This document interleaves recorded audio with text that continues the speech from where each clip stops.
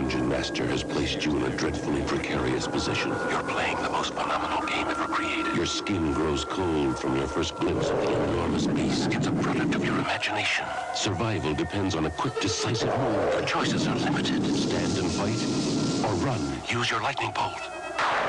Hold on there. What were you watching, huh? What, a little Dungeons and Dragons video? Oh, you want to get the game? Mm-hmm. Oh, would you like to sell your soul to a cult as well? Because that's what you're doing. Evil. Whether you played the game and you like this little bit of history of it, or you've heard it from some random old person, or watched something like Stranger Things, you know that the 1980s weren't very forgiving towards Dungeons and Dragons. It was believed that this game would be the leading factor to turn children into members of the occult, to cast spells and summon ghouls. I thought it'd be a fun idea to look at these old television announcements and broadcasts about the game of Dungeons and Dragons and just see what they were saying during the times of the Satanic Panic.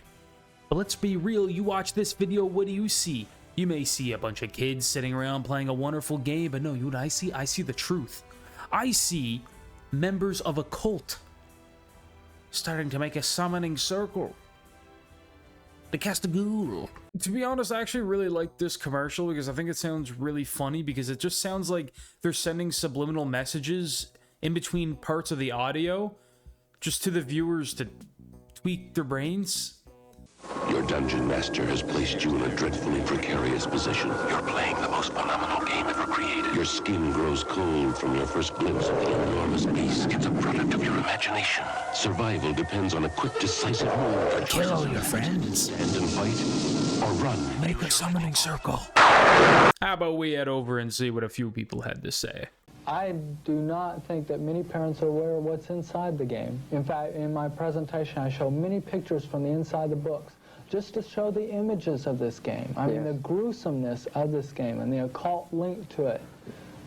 This is the original art of a beholder.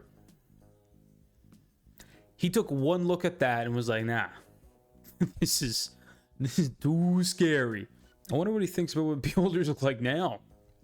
They then go on to talk about, I guess, how, I think they mean the six-sided die, that there's like souls trapped in them or something, because they're throwing them in the fire and demonic screams are coming out. My message, and this has happened, I have letter after letter where people took the pieces. Now, there's sixes involved in the pieces of the game, but they take the pieces of the game, they would throw them in the incinerator or the fireplace, and screams would come out because there seemed to be some kind of spiritual forces inhabiting those pieces, and children would drop out of life. They didn't want to study anymore. What are the pieces? This game affects the most intelligent of our children, and the pieces include white witches, wizards, necromancers, the clerics, that type of thing. It includes evil wizards. It's a white versus black witchcraft. The good versus evil is white versus black witchcraft. And Anton LaVey, the writer of the Satanist Bible, says there is no such thing as white witchcraft. Well, being a Satan worshiper, he should know. Yeah, Okay, I'm sorry. I don't think I can put us through any more of that interview. By the end of that, I've watched that, I'm pretty sure now, 12 times, and I have no idea what that ending means. It loses me every single time. I might be stupid, but it completely turns into just non-English nonsense. I don't get it. I just don't understand a single thing that is said in the last like 10 seconds of that video. Games like Dungeons and Dragons incorporate actual occult practices into the body of the game, where you are actually asked to take on an occult persona that has powers. Whoa there, what if I wanted to be just a fighter with a sword? I don't need to have any powers there. Yeah. You weren't expecting that one, were you? Now, the only thing that actually would be troubling is if they taught you through the book how to actually cast magic through something like a Ouija board. Believe it or not, you can learn spells right out of Dungeons and Dragons. Kids will learn them from the Ouija board. Oh my God. Wasn't expecting that.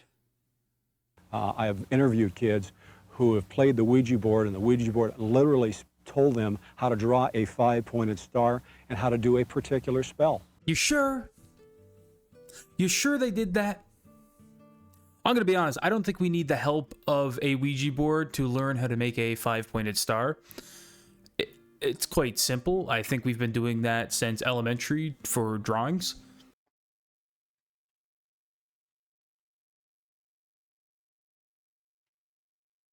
I've been doing that for many years. I'm pretty sure everyone does. Or at least the, you know, oh dear. It's like the fishnets on there. We got Patrick Star, dog. Yo, wait. I kind of cooked on that one.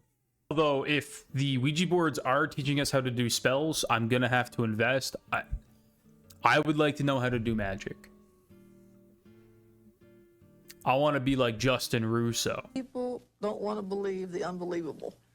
Yo, what's that? What's that behind you? To me, that looks like a 5-point star. That's a 5-point star. The sheriff department has a 5-point star. Police has a 5-point star. It's looking pretty demonic to me. Did you get that from the Ouija board? Did the ghost tell you how to do that? Are you wearing an emblem of the occult? Did you right there? Demon look. I can tell. Evil right behind those eyes. Things do you see? Most of your self-styled Satanists, your dabblers, drugs, heavy metal music, role-playing games. You hear that? If you find any young lad going around playing Stardew Valley, Satanist. Evil. Alright? Hey man, don't even get me started on Super Mario RPG. That's the peak. Shot quite a number of times in a role. At the time of that investigation, we became acquainted with a term called Dungeons and Dragons, and as part of that investigation, we got involved in some of the occult investigations also. Alright, am I crazy to think that them looking into this investigation and then finding themselves going towards Dungeons and Dragons to then enter into the occult, just a little weird and maybe a step in the wrong direction when looking at a murder? Maybe I don't know the whole case. Maybe I'm wrong. Hopefully, you know what? Hopefully it was a good lead for them. But I don't know. I don't see that. All right, I want to take a step over to look at a little conversation between two people about Dungeons and Dragons, and then the weirdest turnout of response from it. Well, at that time, I started playing Dungeons and Dragons. When I was 13, I'd never heard of the game before, you know, and I had a cousin who moved in with us, and he played where he used to live, and we went out and got the game and stuff, and I loved it. It was awesome. You know, I mean, it was a game that you played in your mind, you know, anything could be done. And I was a comic book fanatic anyway. I loved comic books. And so my imagination has always been just pretty wild. And we started playing Dungeons and Dragons, and I had a character that Let's pull over and park here for just a minute on Dungeons and Dragons. Is that not one of the most dangerous things that a kid can be playing with today? Okay, people... I'm sorry, what? So this man's trying to tell me that Dungeons and Dragons is the most dangerous thing that a child could be playing with right now. It's like, yeah, you know, I let my children run with knives. You know, go play around in front of the train tracks, the trains moving in. But Dungeons and Dragons? What do you think I am? A crazy person? They say a child is safest with a loaded gun from all the evils in this world. Role-playing games is it's too much, though. It's a dangerous world for a child to enter.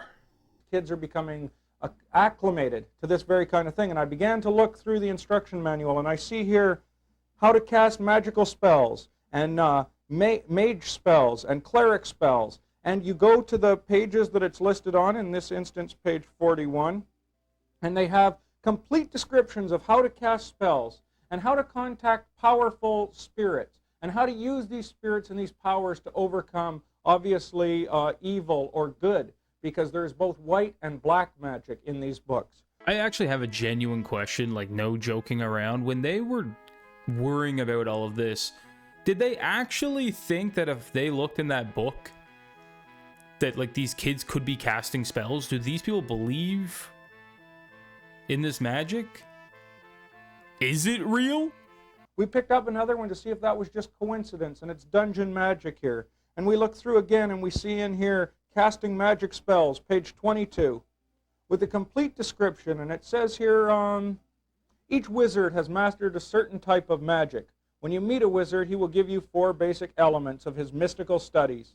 So we have a wizard now teaching the children. Oh, buddy, I'm going to have to stop you right there. Did you say there's a wizard teaching our children? How can I get in on that? You mean there's a wizard teaching the children spells from Dungeons and Dragons? Maybe these people are onto something. I gotta get my hands on one of those original books. Where can I find the wizard? Of his magical studies. And then here it says, it is important to remember that the source of all magic is the life force of the user. This is the teaching of the occult. This is exactly what we were introduced into in Star Wars and E.T., that there is some magical power, some life force that runs throughout the universe, and it is this power that we can tap into. I think this guy believes in Star Wars. He thought E.T. was like a documentary. Yeah, y'all know he's sitting home practicing to use the Force for good. For good. This is make-believe, and nobody's murdered, and there's no violence there. I mean, to use an analogy with another game, who is bankrupted by losing a game of Monopoly? Nobody is, because the money is make-believe, the property is make-believe, and the bankruptcy is make-believe.